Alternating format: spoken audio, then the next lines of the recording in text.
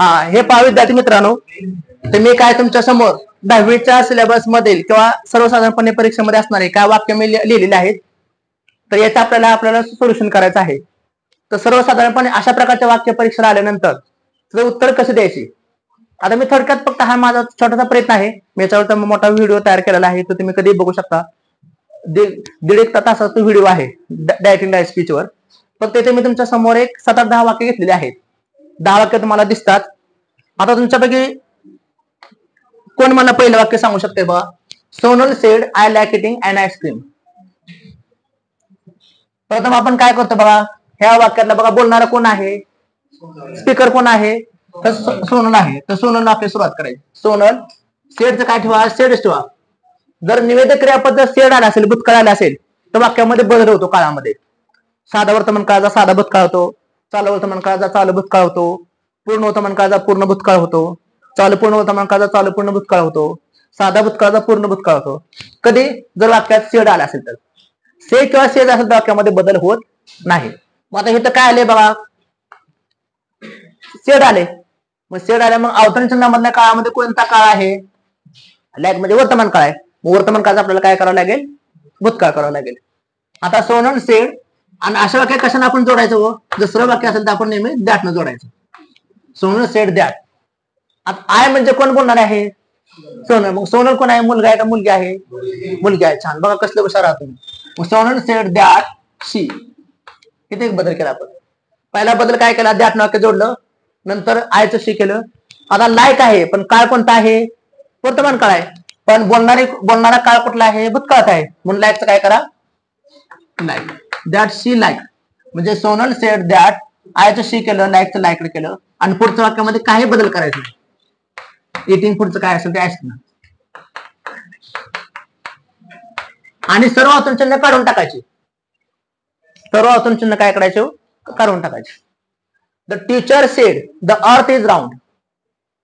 आता या वाक्यामध्ये सुद्धा निवेदक क्रियापद काय आहे बघा, भूतकाळामध्ये आहे. काय येणार आहे, द टीचर सेड.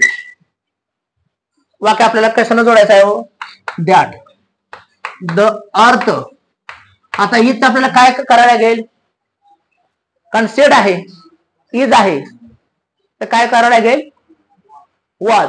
पण वाज करून चालेल का, वाक्य कोणत्या प्रकारचं आहे ते काय सांगते आपल्याला, वैश्विक सत्य सांगते. वैश्विक सत्य सांगते म्हणजे पृथ्वी गोल आहे, सूर्य पूर्वेला उगवतो, पश्चिमेला मावळतो. 2 आणि 2 4 व्यावहारिक सत्य असं, म्हणजे प्रॅक्टिकल ट्रूथ असेल, युनिव्हर्सल ट्रूथ असेल, हॅबिच्युअल ट्रूथ असेल, तर ते वाक्य नेहमी आपण साध्या वर्तमान काळात द्यायचे. कुठल्या काळामध्ये, साध्या वर्तमान काळामध्ये. त्यामुळे ह्या वाक्यामध्ये बदल होणार नाही. द टीचर सेड दॅट, फक्त दॅट वाक्य जोड आपण, द अर्थ इज राऊंड. ह्या वाक्यामध्ये बदल झाला का आपल्या इथं, नाही झाला. पुढचं सेंटेन्स तुम्ही सांगा. हा चॉक दिसतोय का, दिसतोय का, तर त्यामध्ये बघा बरं, दिसतोय का त्यात, असं बघ ना, पाठीमाग खालून बघ, दिसतोय का, द लवर, नाही दिसत ना, ठीक आहे. तर हा आपण ह्या खडूचा वापर करू आपण. बघा आता या ठिकाणी, आता वाक्य कसं बघा, the lover said to the beloved do you love me. हा वाक्याचा काय झाला, अर्थ काय झाला, मिनिंग काय झालं वाक्याचं, lover said to the beloved do you love me. Lover म्हणजे प्रियकर, बिलिव्हड म्हणजे प्रेयसी. प्रियकर प्रेयसीला म्हणाला, तू माझ्यावर प्रेम करतेस का, असं वाक्य आपण लगेच चकळायच नाही. वाक्य असं वाक्य आहे. मग काय काय नाही, तर कोण आहे, बोलणारा कोण आहे, द लवर. आता इथे सेड टू आहे, म्हणजे काय पुढे काय आहे बघा, प्रश्न आहे. प्रश्नासाठी आपल्याला कुठला शब्द घ्यावा लागतो, आस्क्ड. The lover asked. कोण ऐकणारे कोण आहे, द बिलिव्हड.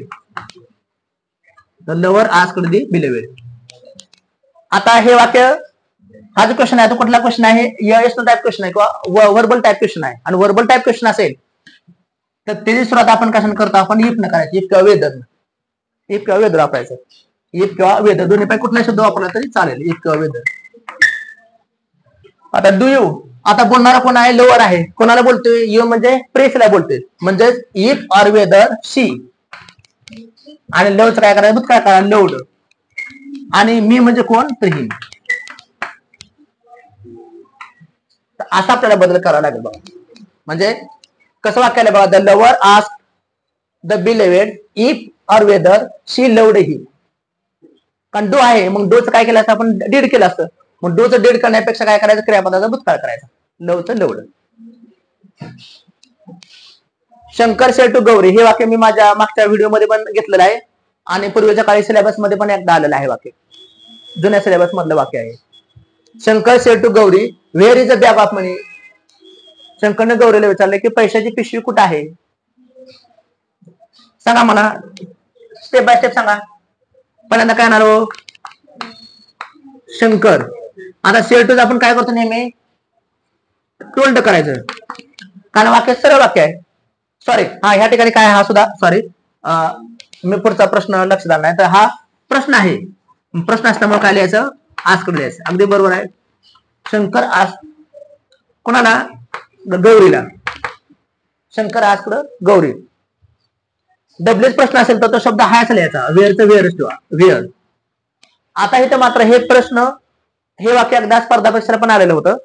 बऱ्याच विद्यार्थ्यांनी उत्तर कसं तयार केलं, Shankar asked Gauri where was a bag of money. तुम्हाला सुद्धा तसं वाटलं असेल. वेअर इथं काय करायचं, वॉज करायचं आणि बॅग ऑफ मनी.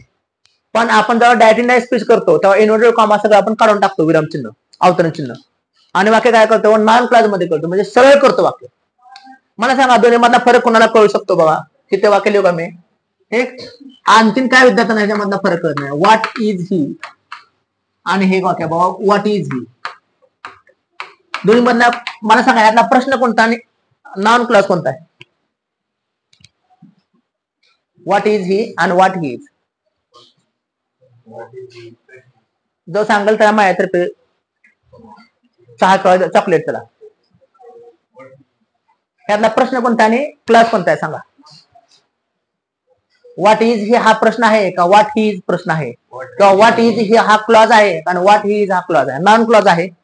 मग डब्ल्यूएच क्वेश्चन मध्ये आणि नॉन क्लॉज मध्ये आपल्याकडून नेहमी कन्फ्युजन होत असतं. कोण सांगेल मला त्यातला प्रश्न कोणता आणि क्लॉज. मला समजा येतं प्रश्नचिन्ह द्यायचं आहे, तर मी कुठल्या वाक्याला द्यावं, पहिल्या वाक्याला द्यावं का दुसऱ्या वाक्याला द्यावं, काय वाटतं तुम्हाला. बघा काय ह्या ठिकाणी मला प्रश्न बघा, ह्या ठिकाणी हे वर्ब आहे, हे सब्जेक्ट आहे, हे सब्जेक्ट आहे, हे वर्ब आहे. आता सांगू शकताय. आणि डब्ल्यूएच क्वेश्चन असतो त्यावेळेस काय असते, वाक्यरचना बदललेली असते. अगोदर सहाय्यकारी क्रियापद येतं, मग करता येतं, मग मेन वर्ब येतं. जसं वेअर आर यू डुईंग और वेअर आर यू गोईंग.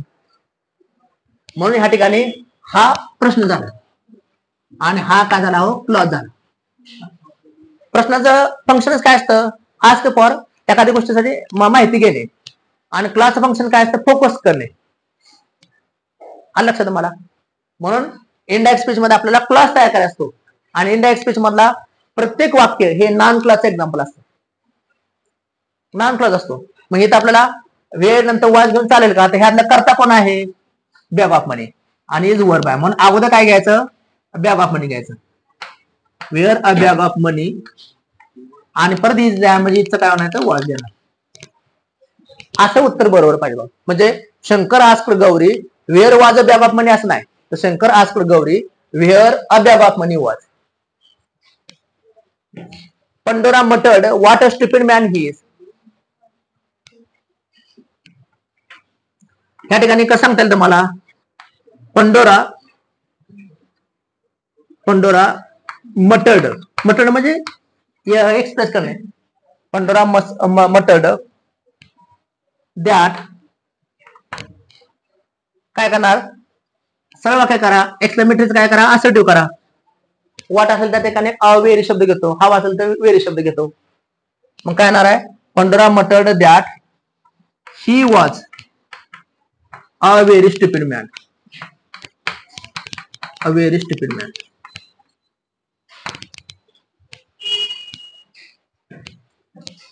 कळते का बघा. नेक्स्ट सेंटेन्स आहे बा, mother said to Raju don't eat a vada pav, don't eat a bread. Mother said to Raju don't eat a vada pav. आई राजूला म्हणते की वडापाव खाऊ नको. मग आता या ठिकाणी बघा हे वाक्य आज्ञार्थ वाक्य आहे, इम्पेरेटिव्ह सेंटेन्स आहे. इम्पेरेटिव्ह सेंटेन्स वाक्य कसं जोडतो आपण, ऑर्डर असते, रिक्वेस्ट असते, ऍडवाइस. आणि पण ह्या वाक्यामध्ये संमिश्र भावना आहे. त्या आईचा राग पण असू शकतो, आईची विनंती पण असू शकते, आईचा सल्ला पण असू शकतो. अशा वाक्यामध्ये आपण आस्कचा वापर करायचा, आस्क. मग वाक्य कसं तयार होईल आपलं बघा, सेंटेन्स कसं तयार होईल बघा की mother asked, mother ask, say to नंतर आस्क, आस्क नंतर टू नाही वापरायचं कधी. Mother ask Raju. आता डोंटचं काय करायचं, नॉट करायचं, not to eat, not to eat a vada pav.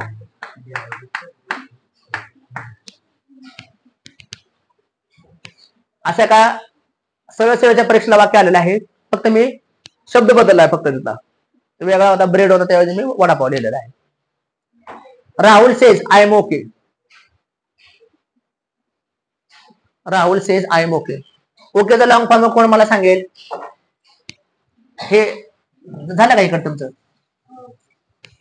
Okay या शब्दाचा लॉंग फॉर्म कोण मला सांगेल ओकेचा.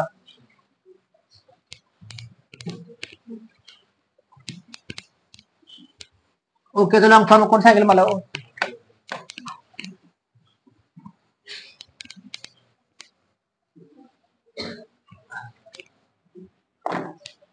आपण म्हणतो ना ओके आहे, ओके हा शब्द कशापासून आला बघा, खरा शब्द त्याचा असा आहे पहा ओकेचा, ऑल करेक्ट. त्यानंतर त्याचा अपभ्रंश होऊन असा शब्द आला पहा, ऑल करेक्ट, म्हणजेच ऑल राईट, म्हणजेच वेल, म्हणजेच फाईन, असं आहे ना. पण ते स्पेलिंग काय लोक असेल येतं, ओके असेल येतं, काय शब्द असेल येतं.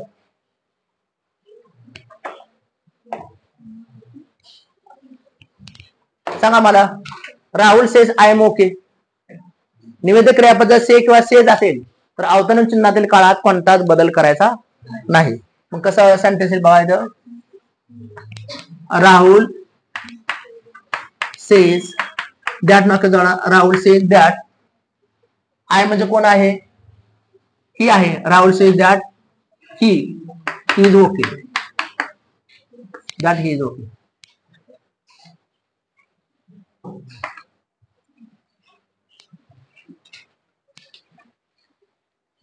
आहे का ओके ना. बघा Rahul said I am okay, इथं सेड फक्त सेड केलं आपण, तर काय बदल होईल बघा इथं, तर राहुल सेड दॅट, आय म्हणजे ही, दॅट ही, आता सेड असल्यामुळे काय लिहा फक्त इथं वॉज लिहा, he was okay.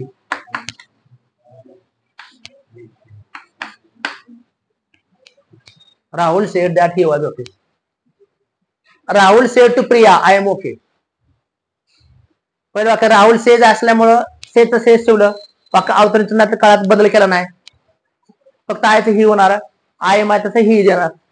Rahul sed आहे म्हणून आय एम ओके काय केलं, Rahul said that he was okay.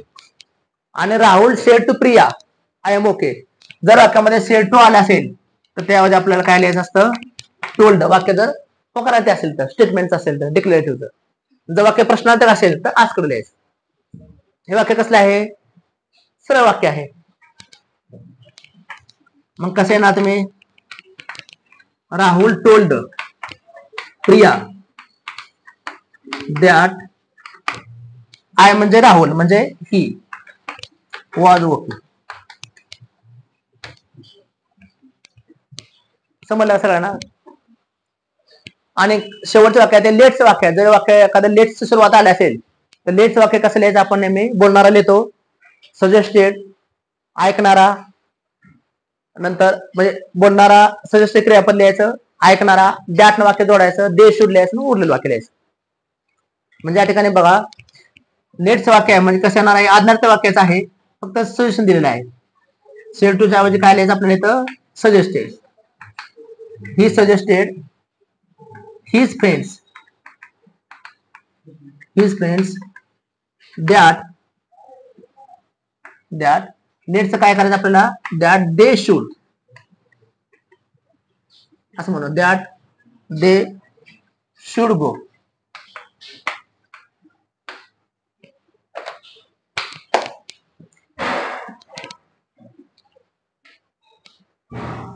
कळलं का सगळ्यांना? काय शंका आहेत का कोणाला? बऱ्यापैकी सगळ्यांना समजलं? कोणाला काय अडचण असेल तर बघा. बऱ्यापैकी सगळ्यांचा हा पाठ लक्षात आला असेल. सगळ्यांनी लिहून घेतलं का बघा. तर एवढा हा सोपा पाठ आहे किंवा एवढा हा सोपा टॉपिक होता, सगळ्यांचा लक्षात आला असेल. थँक्यू. आपण या ठिकाणी